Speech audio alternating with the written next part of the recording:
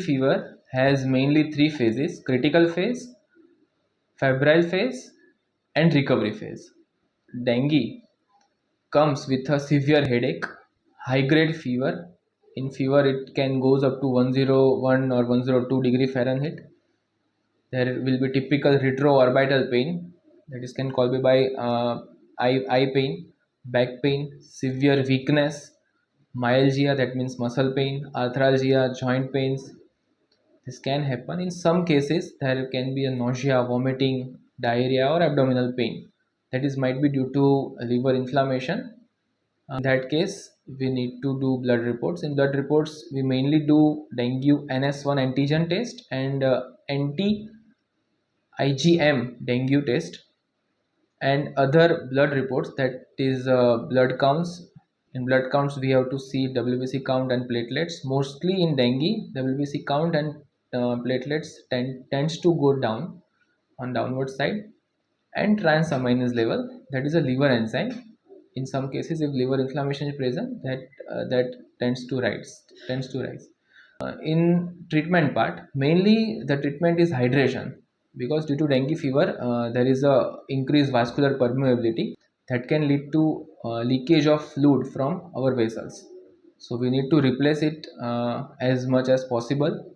In some cases, there might be a severe symptoms, severe continuous high grade fever, severe dehydration, severe generalized weakness. In that case, patient requires admission in ward, and continuous IV hydration and all supportive measures are given.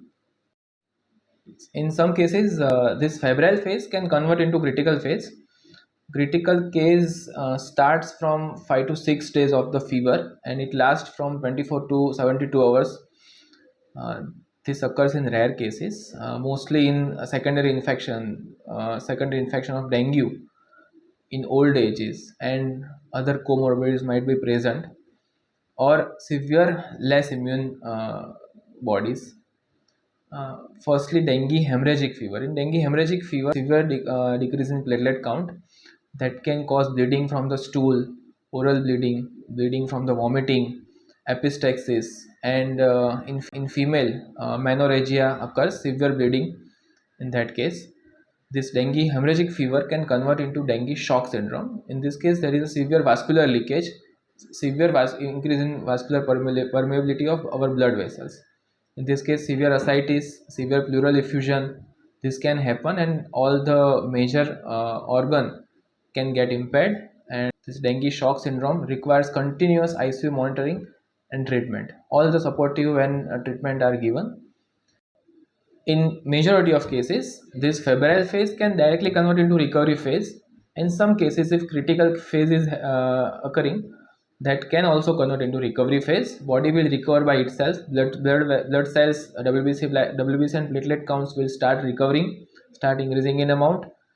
There might be in recovery phases, maculopapular rash can occur, and in some cases, fever of 100 degree, low grade fever can happen in that phase, but patient requires total rest for this phase also, because immune system is reboosting at that time. So this is all about dengue fever.